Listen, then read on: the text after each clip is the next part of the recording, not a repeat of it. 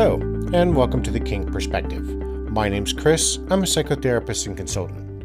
On today's show, I'll be taking you all with me on a real deep dive into the intricate world of human behavior and its connection to dynamics within the lifestyle. Today, it's quite an interesting topic, a real fascinating one that touches on the core of our experiences, especially within the lifestyle itself: rebellion and rejection. Now, have you ever wondered how these two powerful forces shape our actions, our emotions, and even our relationships? Well, hopefully today you're going to be in the right place and enjoy what I'm saying when I cover this, because there's a lot of these aspects that seems to surround us in the lifestyle. And I'm not just talking about the cultures of brats or anything of that effect or disrespectful behavior. Today, I'm going to be exploring the psychological underpinning of rebellion and the emotional impact of rejection. But I don't really want to stop there either. I'm going to also connect some of the dots here and examine how these dynamics play out, especially within the context of the lifestyle itself. And if this is the first time you're joining me, you have to understand that our lifestyle is surrounded and embedded and created through consent and trust. Boundaries and are paramount to almost everything we do. So I really want you to sit here and think about this, because I'm going to try to do some things that are very thought-provoking. And whether you're a veteran in the lifestyle or you're just simply curious and you're starting your journey, today's discussion is going to offer some more insights into these universal experiences and how they influence the choices we make, the way we relate to others, and ultimately the path towards self-discovery and personal growth. And I think that's really quite a big part of everything we're doing, especially once we're inside of the lifestyle itself. So, without any further ado here, we're going to jump right in. Now, what's rebellion? Now, rebellion in its various forms, it's a really compelling force that often motivates our behaviors. When we talk about rebellion, we're not just discussing acts of defiance. We're delving into the very essence of human autonomy and the desire to challenge the established order. Now, I know that can seem in its own right quite daunting and might even be, the essences of where brat type behavior. But I'm not speaking about brats today, because rebellion for many people starts in our early adolescence, and it's ingrained into human nature growing up. We rebel against the things we know because we want to challenge the status quo until we get older and we start to understand things. Now, in my practice as a psychotherapist, I've encountered many individuals who exhibit rebellion in diverse ways, and the motivations behind these behaviors are truly quite fascinating. Rebellion can be a powerful tool for self-expression, a way to regain a sense of control, or even a method of processing past experiences. So, if we understand these things and break rebellion down a little bit more beyond the small acts of defiance here, or these confrontational expressions of resistance, it's a tiered concept, but at its core, it's about asserting one's identity, our own autonomy. Now, whether it's rebelling against societal norms, as many people do, or challenging authority figures, rebellion is often an expression of our innermost desires and our values, or sometimes the things of somebody else's values and desires that we're looking to challenge and potentially maybe want to influence or change. So what are some of the motivations behind this? What drives rebellious behavior? Now, this is where the psychological aspect comes into play. And in my work, I've seen that rebellion can be motivated by a need for control, when individuals feel they're lost, control in other aspects of their lives. They may use rebellion as a means to regain that sense of power. It can also be a way to establish one's own identity, particularly when one feels misunderstood or even unheard. There are vast reasons why people rebel for obviously different, verities on different things that we're encountering throughout our life, and that's okay. So when we look at these things, I want to kind of bring in a couple of cases that highlight this a little bit. And I'm not going to go into too much detail here, but just enough so we to kind of illustrate this concept. Now, for instance, I worked with a veteran who, after years of conforming to military life, regulations, structure, the daily rigors of everything that we encounter, the getting up at the ass crack of dawn, to the daily workouts, to our tiered eating schedules, found quite a lot of solace and healing in the act of rebellion in a consensual BDSM relationship. Now, this is just a small example of how it can be a tool for personal growth and healing. Because by rebelling against the norms this person encountered and the structure and everything that they didn't get control over, by rebelling against dominance in their private life, it gave them a chance to find their own autonomy and have a little bit more of a voice, which they didn't have in their professional life. In another case, I've seen how rebellion, when unchecked, can lead to unintended consequences. For some, rebellion becomes a self-destructive pattern, and this can manifest in various ways, including substance abuse or healthy relationships, where we're not taking stock of what's going on with us. We're lashing out. We aren't listening to anyone. We're maybe rejecting our families or friends or even our intimate relationships. We're pushing them away because ultimately the things that we're facing, we're not ready to confront or heal yet.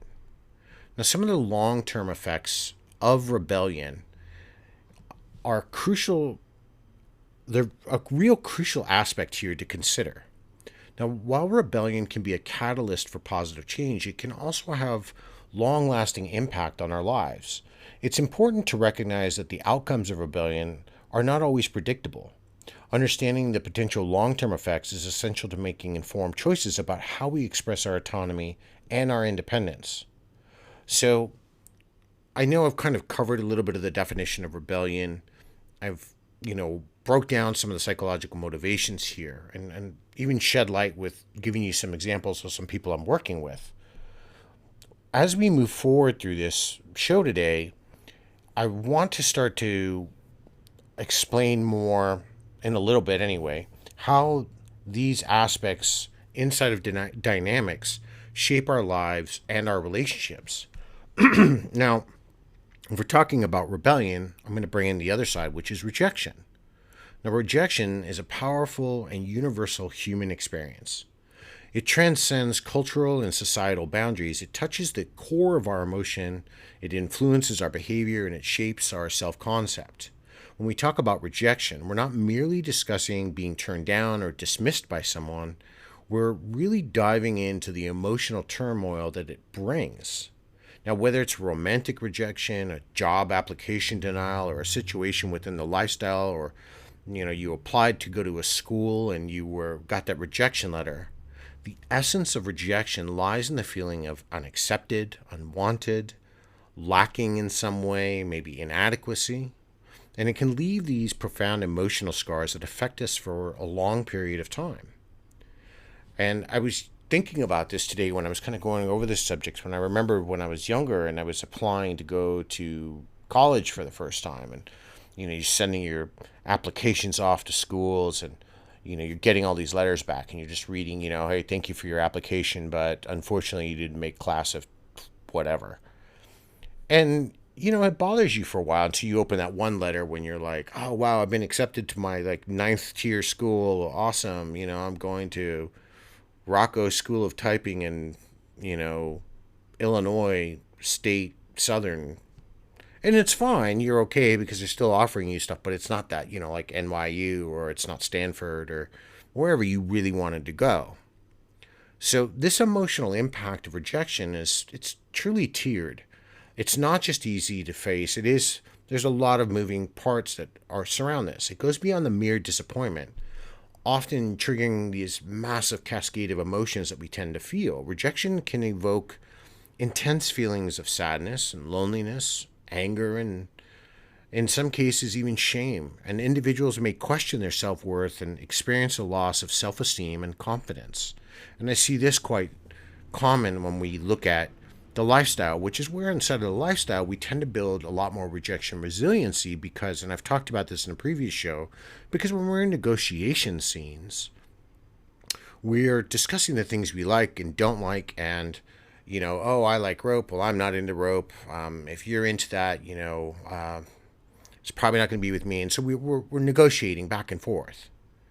But when we talk about being rejected, maybe by someone we're interested in, or we wanted to go somewhere with somebody, and our friends couldn't get us a ticket, so we feel left out, or these emotions can linger and affect various aspects of our lives.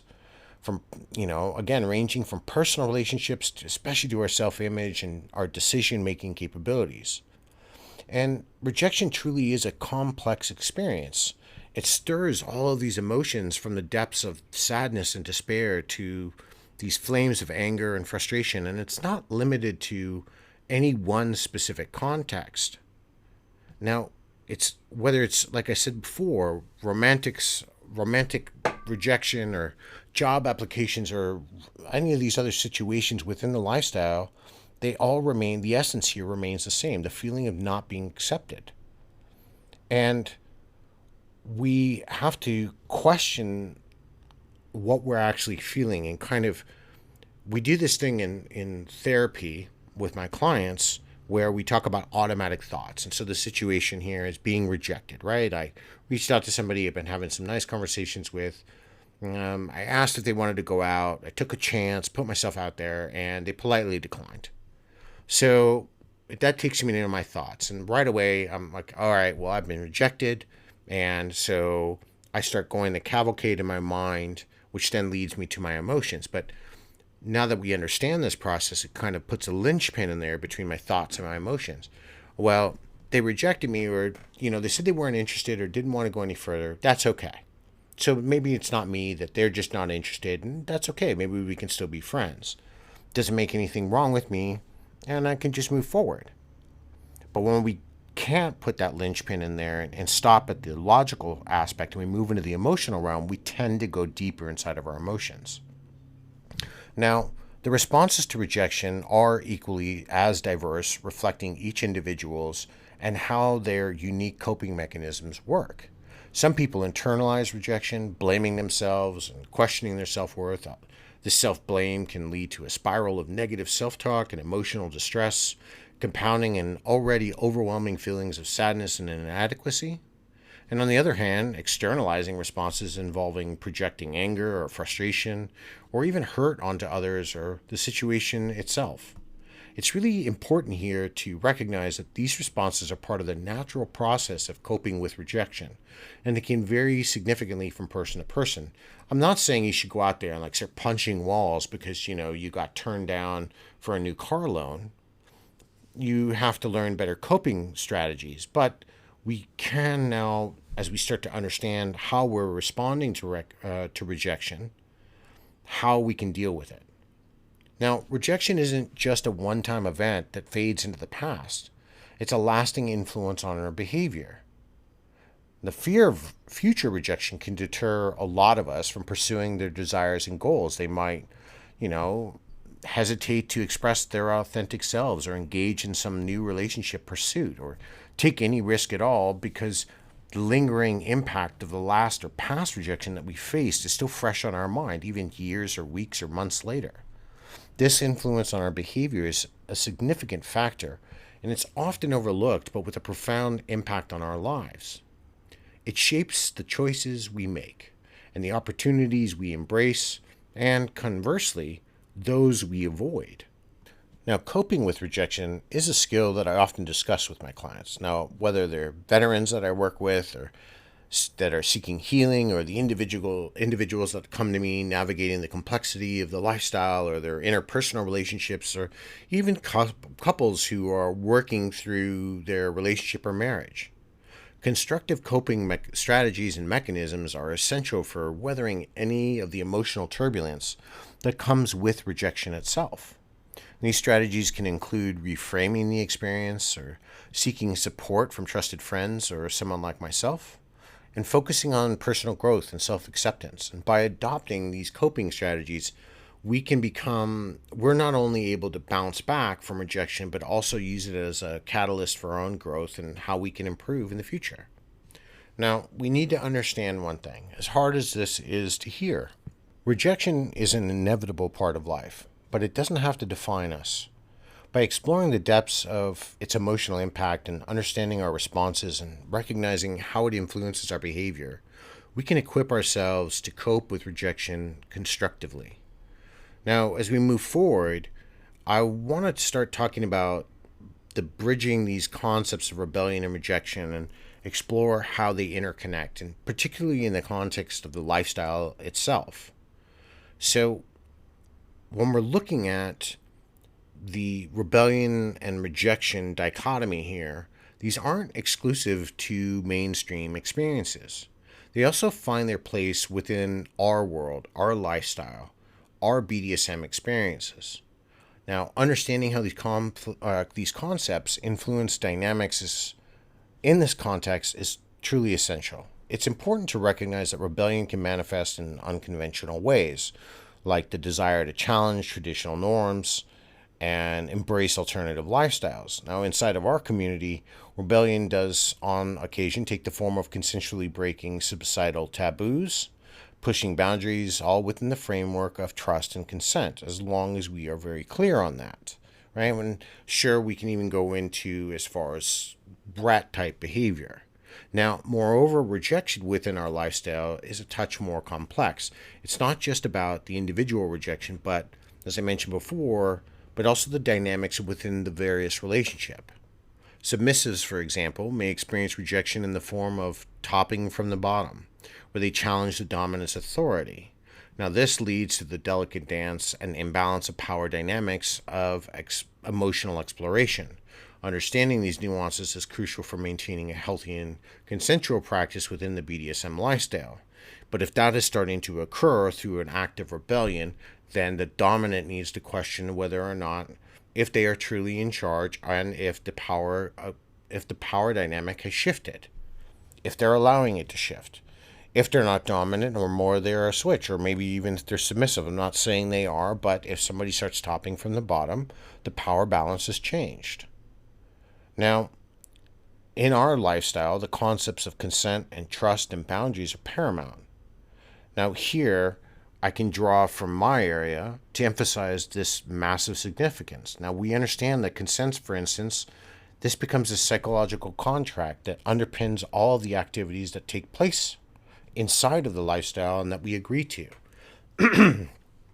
It is the cornerstone of the lifestyle, and it emphasizes the importance of informed and voluntary participation. Understanding the psychology of consent that delves into the intricacies of communication and negotiation and the power of choice. This framework ensures that all of us who are participating in the lifestyle or participating inside of a dynamic are fully aware of their actions and feel empowered in their decisions, that they're not being manipulated or coerced. Now, trust becomes another psychological cornerstone, and I talk about this all the time because it's truly vital for building and maintaining healthy BDSM relationships. Trust isn't just about the physical safety, but the emotional security that we provide as well, and that goes both ways. It's this psychological assurance that one's boundaries will be respected and one's well-being will be prioritized. The psychology of trust can delve into attachment theory and the role of secure attachment in fostering a safe and fulfilling experience within the lifestyle itself. Now, boundaries, both being physical and psychological, are the central inside of what we do. These become these self-defined lines and parameters for the activities and our relationships. These are lines that we won't cross. And they're not the same as limits. That's completely different. Now, understanding that these boundaries can delve into, and I talked about this on a past show where I believe a lot of people are mixing up consent and boundaries, and they're using interchangeably. They're not. One lies more in the physical realm, and I know I've had some disagreements over this, and that's fine. I tend to think I have a better understanding, but I mean, everybody's going to, if you want to extend consent to the point of I have to have your consent to say hello to you. Well, I can't even ask you for consent because I can't say hello in the first place. I don't want to go off topic. I already talked about that in a previous show. But the lines here for boundaries that define our parameters give us this ability on how things are going to be established, they're communicated, how they're respected, and how much trust and effort we're going to put in, and emphasizing their role in creating the consensual and fulfilling experience that we're seeking inside of our dynamics. Now, drawing from experiences in my practice, especially within the community, I've encountered a myriad of stories that shed light on the complexity of rebellion and rejection. These anecdotes here that I'm sharing provide some of these insights on how individuals navigate these dynamics that they're facing. Now, it's not just about recounting stories, it's about diving into the psychology behind their experiences. What motivates an individual to explore rebellion within the confines of consent and trust? How do they cope with rejection and maintain their self-worth and emotional well-being? Well, the reality is when I look at and work with some couples, exploring these parameters where someone is in a position of complete authority and complete control, that they're having to make every decision. They're relinquishing that and rebelling against authority when they go to someone or they're going to their partner and they're submitting to their whims and then even fighting back against that control because it's a pre-negotiated scene. Because for that one person, it becomes this act of defiance that allows them to relinquish everything that they're holding on to in their professional life. All of those pressures. They allow them, through acting out, through role-playing, a way to not have to be in control any longer in a healthy and consensual manner. So how do we get some, ideas for healthier dynamics to maybe guide us along the way? Well, maintaining a healthy dynamic amid rebellion and rejection requires guidance that's both practical and we have to be a little bit psychologically informed. Now, the insights, especially on the psychological side, can be leveraged to provide strategies for open communication and negotiation and our consent. And understanding the psychology of the coping mechanism and the resilience that can empower someone to navigate the emotional turbulence that may arise inside of the lifestyle. And we have to understand all of these things that we've talked about, how it's all starts to come together so we can get an understanding of even maybe why we're rebelling in the first place. We have to come to an understanding of, why we're feeling rejection, how we can move forward, how we can grow, maybe how we're discussing it with our partner, or even having a real life discussion with ourselves. So how do we get some strategies here for managing rejection and rebellion in our personal relationships?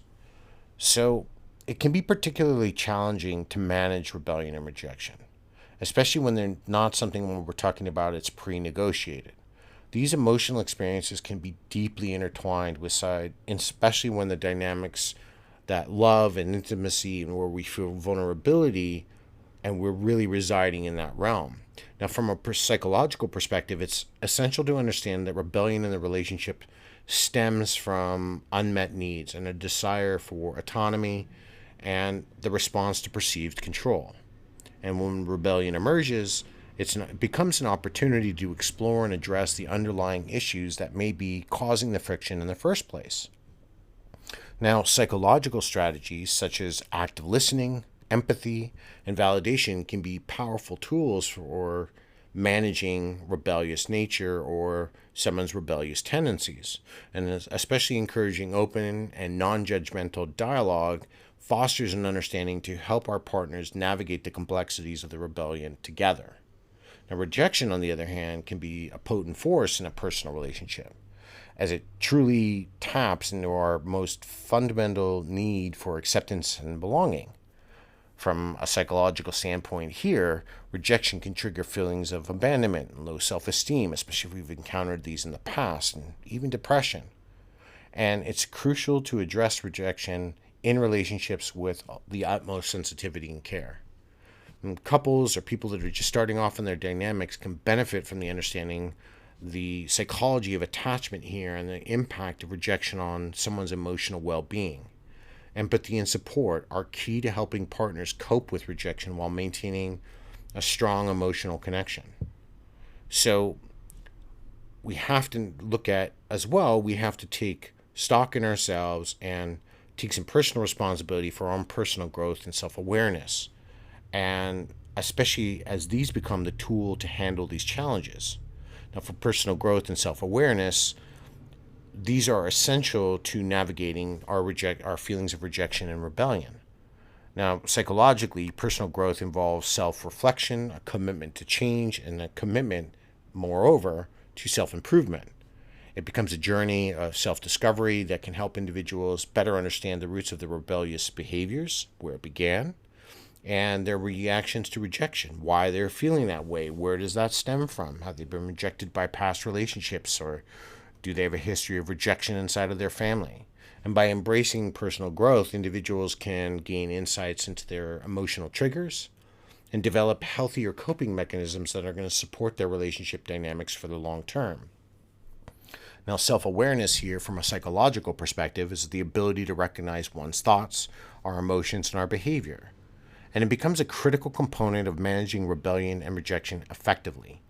Our self-awareness allows us to identify the early signs of rebellion or emotional distress that we're feeling. It can be essentially and especially useful in a personal relationship when we're starting to see some of these emotions surface.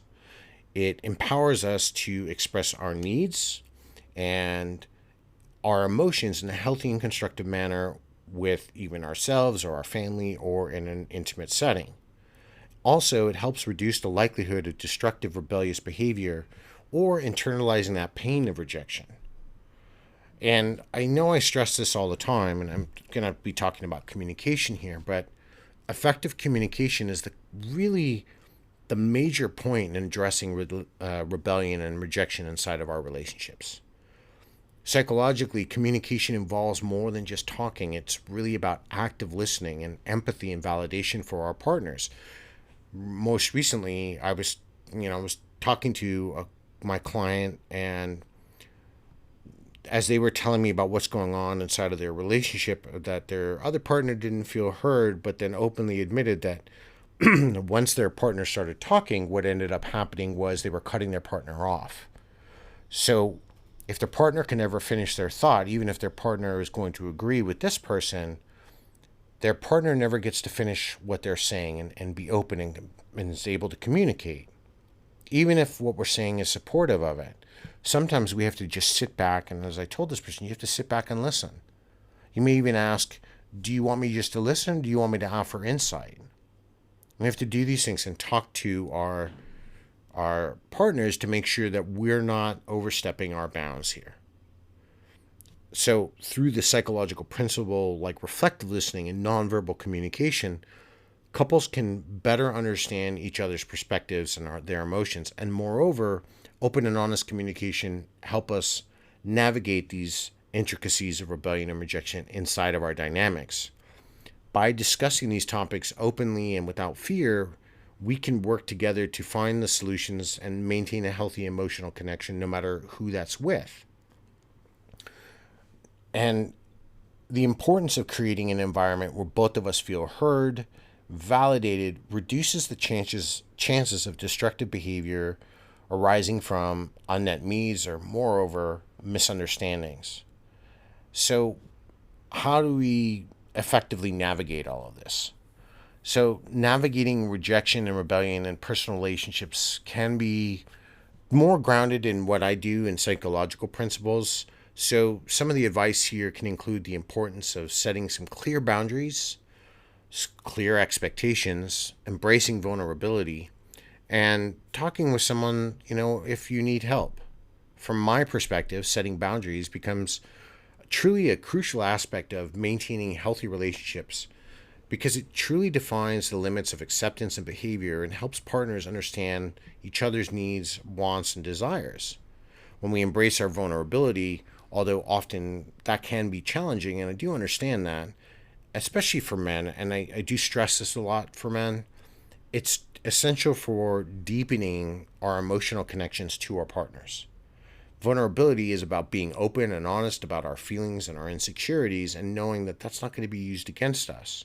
So we can always start on something that's small and then work forward to keep building those levels of trust.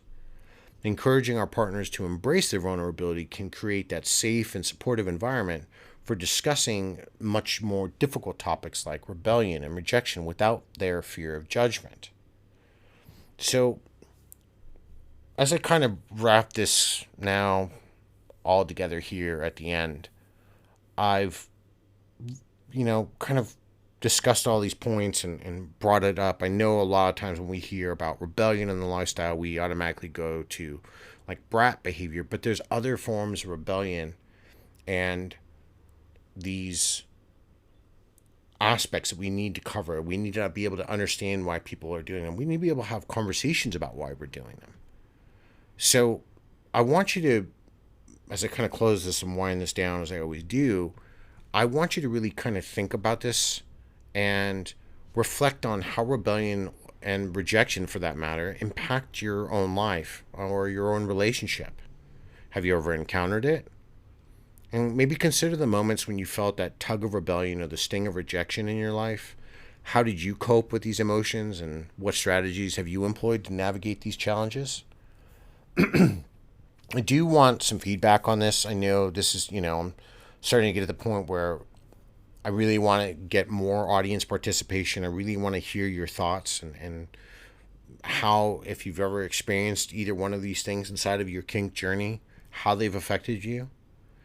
To leave you with some food for thought, how can the psychological principles here that I talked about enhance your personal growth and strengthen your relationship? And on a deeper level, how can you embrace rebellion and rejection as opportunities for self-discovery and resilience? I know it's a lot to chew on. There's a lot here that I'm kind of throwing out at everybody about this thing. If you do follow me on Spotify, or this is your first time listening to me, please like, subscribe, hit me up for 5 stars so other people can find me, yada, yada, yada. I really appreciate it. It supports everything that I do, especially, I don't charge for the podcast. I'm trying to really get the information out to as many people out there. So I want to kind of lead you all with something here, one final thought to think about. In the depths of rebellion and the shadows of rejection, we discover the resilient core of our desires. Embrace the challenge, for within it lies the path to self-discovery and profound connection. Until next time, everybody, be safe and stay tuned.